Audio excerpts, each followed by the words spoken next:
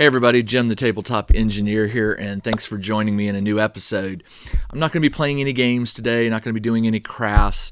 I just want to give you an update on some things that have been going on that will help you understand why I haven't been releasing any new videos recently, and that is going to change. Right now, and I want to be careful here because I want to respect my oldest son, who is 14. I want to respect his privacy to a point, but I think this is relevant to our hobby, to our personalities, and our culture. And when I say culture, I'm talking about the geek, nerd, gaming culture. So let me go back in time just a little bit. My oldest son, age 14, he's a ninth grader. He definitely borders on the geek / jock, and I'm proud of that. He has played baseball since he was just a little tiny fella, but he's also played board games, and he likes video games and other stuff. And so he walks that fine line that you just didn't see that when I was his age. I didn't have any friends who played sports but also were into the gaming. There seemed to be this like line, drawn in the sand. You were either a jock or a geek, and you couldn't be both. And I think that I definitely believe that has changed somewhere in the last, 20 years, 10 years, something like that. I think it, at some point it became kind of became cool to be a geek. I know my sister, I always pick on her because she got hooked. She was never a geek, but she got hooked on the Ronald Moore Battlestar Galactica reboot. And I used to make fun of her. I used to say, "Oh, you're becoming a nerd, a geek." She loved it. And then, of course, the Marvel movies and things like that. I think the divide between geek nerd culture and mainstream has sort of blurred. I think people have realized that, man, these geeks, they've had some cool stuff for a long time, and I want some of that. And obviously with games like Dungeons and Dragons during COVID, we saw just this huge surge of people discovering role-playing games for the first time, and especially D&D. And a lot of the comments were, "This is awesome. I wish I had known about this years ago," or what have you. And so I tell you all this because my son, who straddles both areas, for some years now, at his school, he's dealt with bullying, not being the bully. My son is one of the kindest kids you'll ever meet. He's the kind of kid who, honestly, I can say to myself, if I were his age, I would want him as a friend. He's just that kind of loyal, kind, just a good kid. And I'm obviously I'm biased because I'm his parent, but looking from the outside, and trying to be, sort of non-judgmental here, I can say he's the kind of kid I would want to be a friend with. So my wife and I have struggled for a few years. It's been more than a few years now with some of the activities going on at his school. We would address them when they hit, and sometimes they were resolved. But there have been some things over the last few years that just haven't been able to be resolved by the school. And, as your child gets older, they start, at least in my opinion, or with my experience with my own children, as they're getting older, they become less communicative with the parent, right? You get less information about what's going on at school. And I think when we noticed something was definitely wrong was in his 8th grade year, last school year. We definitely were getting a lot more, we were hearing, what we did hear from him was not good. Now, what was interesting was at the end of the 8th grade school year, his school, which is a private school, they sent out, and I'm not going to tell you how many letters, but it was significant. They sent out a number of letters to parents basically saying, we welcome your child to go somewhere else. That's the nicest way I can put it. And so when ninth grade started, a lot of the, I would say a lot of the kids, and it's a mix of boys and girls, believe it or not, and you probably will believe this, in the 8th grade, the bullying that we heard about was more on the girls' side. Girls were at this school were mean, like the movie Mean Girls. I mean, they were, but my son wasn't having to deal with a lot of that. So ninth grade started, and a lot of those boys that were causing trouble, not just to my child, but just causing trouble in general, they were not invited back, and they didn't come back. And ninth grade started off, not just for my son, but for a lot of the boys, they were like, these troublemaker kids are not here. It's going to be a good school year. But a few slipped through the cracks, and one of the ones that slipped through the cracks was a significant antagonist to my son. And it's now March. School started last August, and every month we have noticed my son's behavior and his mood swings and just his general happiness just slowly going down. I don't mean to drop this on you, and you can certainly end this video if you don't want to hear this, but I think a lot of my viewers are parents. And so I'm hoping you will identify with me when I say this, is that last year, at the beginning of the ninth grade school year, I have never, ever in my mind held a violent notion towards a child until last year. I honestly, some of the things that were coming home, and I was hearing not just from my child, but from other parents saying, yeah, this kid is doing some things. I have never wanted to put my foot upside another kid's rear ends in such a bad way. Honestly, if I had met this child out and about at a restaurant or whatever, and his parents were with him, I probably would have said something. My wife will tell you that I'm a very nonviolent person, but when it comes to my children, I am a hothead. I will say the first thing that comes to my mind, and I'm working on that. I've sent some emails, not just to school teachers, but to parents. I have posted things on Facebook that my wife begged me to take down. She's like, that's just going to stir up trouble. And my response was, I don't care. I think sometimes parents and kids need to be called out for the crap that they're doing. Get back on track here. My son, they internalize, at least he does, and you could just see it. And you never know when your child has reached their breaking point until they reach their breaking point. And he reached his breaking point right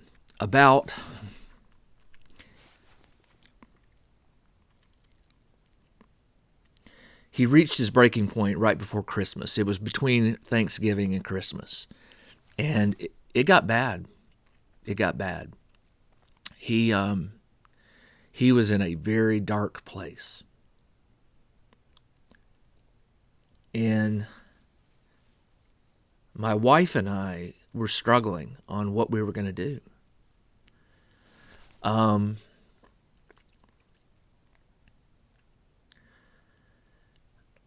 We've done a lot of things since then. He will not be attending this school next year, but he's got to finish this year. And I can only tell you that finishing this school year is very hard for him. Think about it for a second. Just stepping on that campus, me driving him up to the carpool lane and letting him out, you can see in his face, in his shoulders hunching, you can read it in the body language. The stress level is starting to go up. And there were a couple days where he was sick to his stomach. He went immediately to the bathroom and threw up. That kind of stress should never have to be carried on the shoulders of a 14-year-old or a 10-year-old or a 5-year-old. And so we made the decision that we were going to pull him out of the school. We've done so. He's still attending virtually through Zoom online. Not many students are. Most students have gone back. There's a handful, I think, that are still doing virtual. But we've got him with a counselor, a psychiatrist. He went depressed. He got depressed, extremely depressed, and we've got him on some medication that we're starting to see some results. You hate as a parent to admit that you can't solve their problems, and I hate to admit that you have to resort to a medicine. But I will tell you that it works. We're starting to see some improvements. Okay, so with all that known, I'm hoping that you will sort of understand that my mind, the last few months, I've used gaming as a way to escape the realities of this situation. But even then, I had my own limit that was building. And it finally reached a point about a month ago where I couldn't concentrate on work. And by work, I mean I have a small business that I'm growing, that I do laser work, and I haven't gotten behind on my jobs, but I haven't been able to release new products. I haven't been able to do testing and prototyping of new things. It's not that I've had the time. I haven't had the interest. My mind has become so not confused, just unfocused.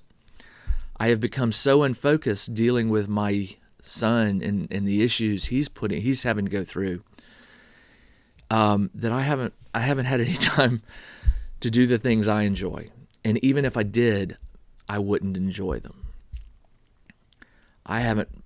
I've been playing a couple war games with my youngest, and let me tell you, my youngest is a trooper. He knows what's going on, but he's got his head held high. He's maintaining grades. He goes to that school and has no issues. It's hard when you are focusing your energies and time on one. You have to make sure you don't stop focusing on the other child. And so I put the smile on and I play these games with him, and I do have fun in the moment. But then when the game ends and he goes and does his thing, it's back to where it is. So let me tell you something about my oldest son. He currently has 2 hobbies or interests that he's just fanatical about. One is Magic the Gathering. He goes every Friday night and plays with a group. He's missed a few nights because he just couldn't do it. And he also joined a video game league. He's on a team, and they play a game called Valorant. Took me a second. Valorant. I know nothing about this game other than I've watched him play it. It seems fun. He's on a team of 5 boys. They have practice once a week, and then they have a game against another team. And these teams are scattered across the U.S. They're 2-2, and he's okay with that. Especially the last game he played last weekend, and they went 13-0. It's a game where you play up to 13, and most of the games he's played has been like, the final score has been 13-11 or 13-12. It's been very close. But last week, he and his team went up against the second best team in the league, and they went 13-0. And not only that, but my oldest was undefeated in the game. He never got killed in the 13 games. Each game you get a point. The 13 rounds they played, he never once got taken out, and he was the second highest scorer of the game. The first highest was on the other team, who just happened to snake him by, but he was quite pleased with himself, and it was good to see him smile and have a high moment of success. I tell you these 2 things because these 2 things have been the focus of the bullying. When the kids at school, or some of them, a couple of them, found out that he was doing Magic the Gathering, they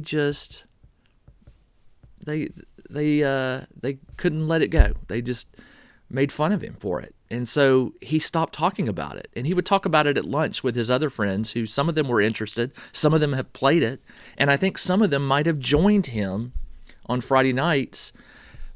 But this one or two boys have made Magic the Gathering like almost a dirty word at the school. Like, it's something's wrong with you if you're playing that game. And then, of course, they found out that he was a member of the XP League. Now, all these boys play video games, but they thought it was extremely nerdy, I guess, that he was on a team. Like, they don't play on a team when they get logged in and play. They get assigned to a random team. Well, he's on a team of boys he knows, or at least has come to know them. And but they were just vicious about, picking on him about that. Now, granted, I will admit that my son he could have thicker skin, but you shouldn't have to have thicker skin when you go to school. You should be able to be who you are, enjoy your hobbies, and be who you are, be your personality. And those of us who are adults, I remember being picked on about my D&D habit or other things I played. But, back then I had friends that did it, and we all just sort of, we huddled, and we were our own support group. And my oldest, for some reason, the last year or two, his words, he feels invisible at the school. Like, some of the boys that he has been friends with have sort of not turned their back on him, but they just don't acknowledge him. And I cannot imagine what it feels like to feel invisible at a school. I never felt that. I had good friends. I had friends that would defend me physically, defend me verbally. And in this day and age, school's weird. I'm going to admit, back in my day, you could take care of a bully by bloodying his nose. We did it at PE quite a bit. Not proud of it, but back then, if you had a problem and you had enough friends to back you, you could take care of the problem. You can't do that today. If you defend yourself physically, you're in just as much trouble, whether it's detention or suspension or whatever, as the person who started the fight or picked on you or pushed you or touched you. That's a whole other topic that I don't want to get in on, but you can tell that I'm very angry about this, because if it were me, with my mindset, the bullying would have ended long ago. But my son can't do the things that I would tell him to do to deal with this issue.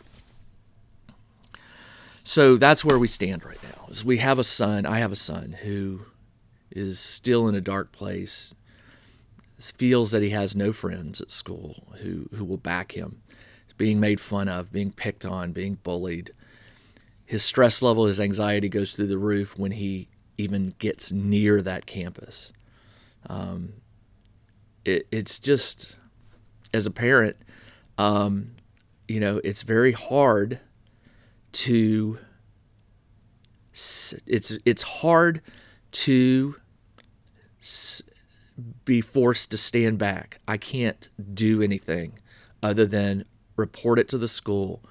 And to the schools, to give the school credit, they have helped. They're allowing him to go virtual, which means he doesn't have to go to school or go on campus. They are allowing the guidance counselor, the psychiatrist that he's seeing, to sort of instruct them on how things are going to be. It doesn't hurt that my wife is an attorney, and they know it. She is very diplomatic, but Lord have mercy on that school if she ever had to play the lawyer card. I wish she would sometimes.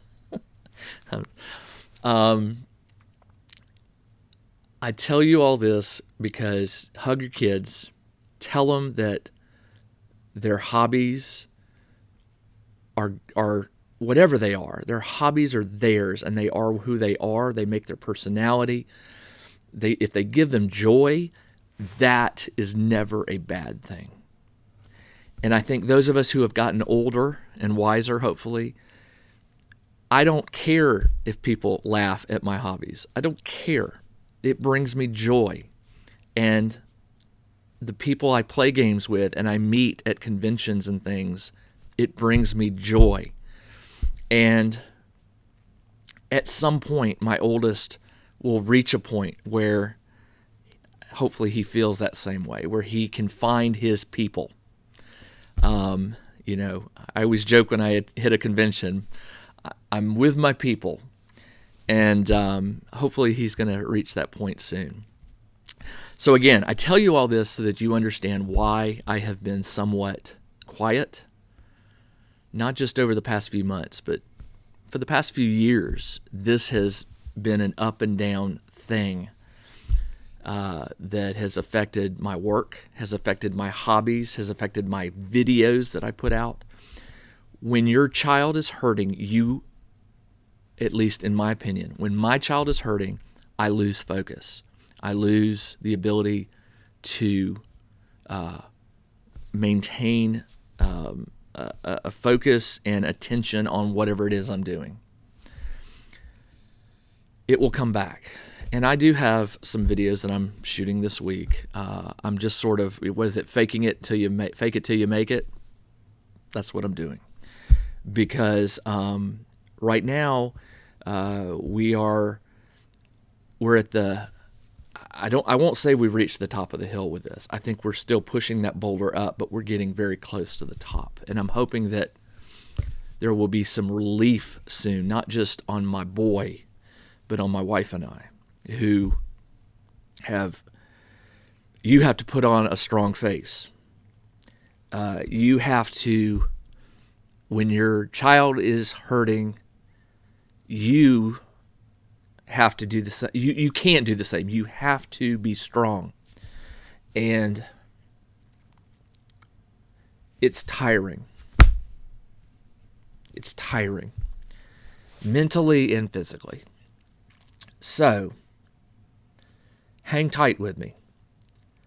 Videos will come. Crafting videos will come. Good things will pick back up. Just bear with me as I work with my wife and my oldest to get these issues, I won't even say resolved, because I don't know if that will ever happen. This may be a fight that he has for years, decades, or for his life. I don't know. Right now, he's getting counseling that's supposed to help him manage anxiety, manage his mood, help him strengthen his identity. I mean, these are all things that they tell you in your meetings, and they all sound good, and you want them, but it's not like a switch is flipped. These things come in time, and as a parent, they can't come fast enough. And I'm sure for him, he would like all this done today so that he could get back to living and having fun tomorrow. But it's a work in progress, and I don't know when the end is in sight. I do know that my stress level has reduced a little bit since we have seen him. Well, since he hasn't gone back to school, things have improved a little. He's starting to enjoy his hobbies again. He went last Friday to Magic, and it went 13-0 at his video game thing. And those moments are just smiles and laughing, and then the next day you just don't know. It could come crashing down. As a matter of fact, yesterday he had a very bad day because he came home from a long day. Some of these programs can go hours and hours. He had a long day yesterday, and he came home from the counseling to a load of homework for just one class with a deadline of last night, midnight, I think. He totally forgot.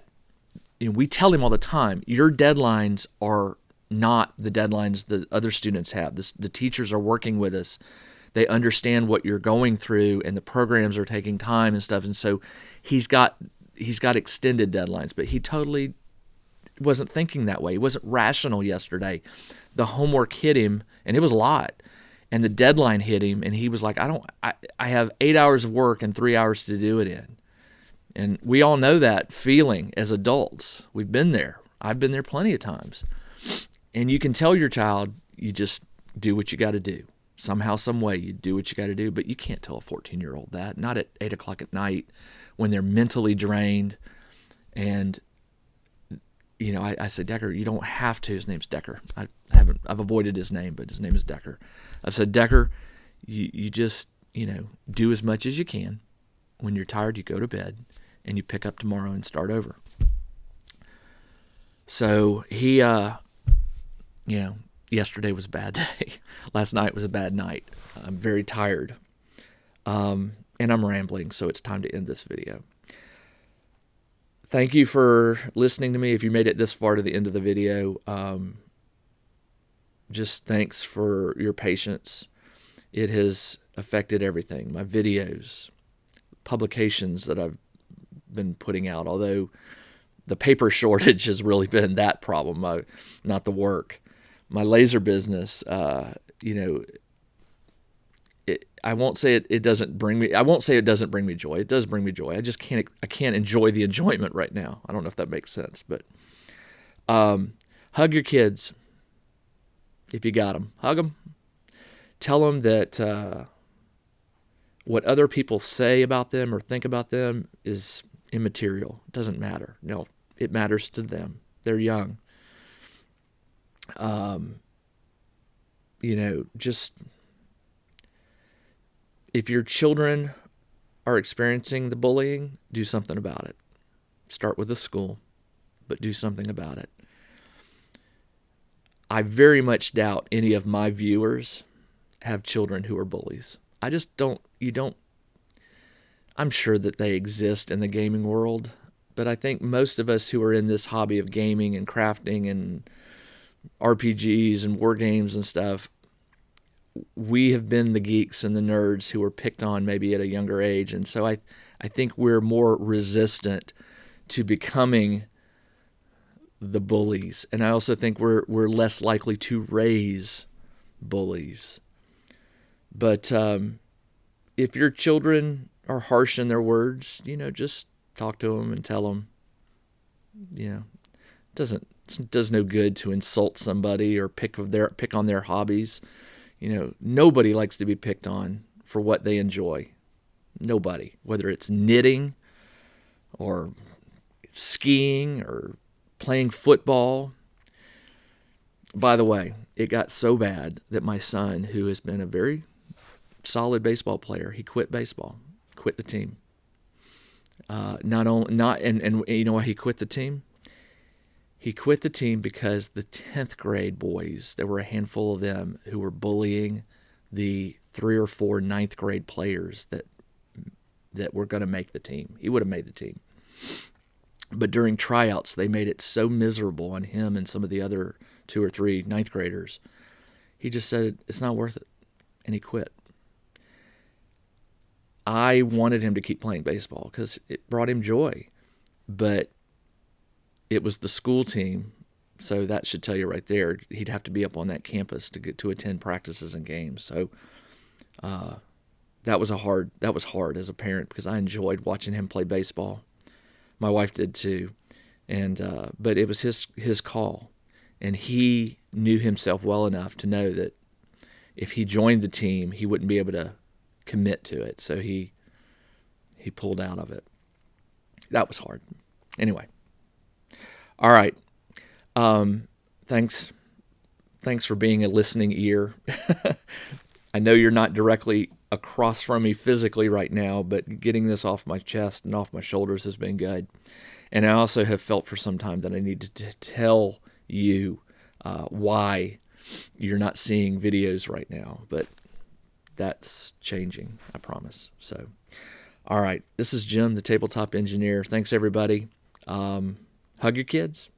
Tell them you love them. Tell them that their hobbies are what make them. And if they get enjoyment out of it, you get enjoyment out of it. Just give them a hug. All right. This is Jim, the Tabletop Engineer. Everybody, take care.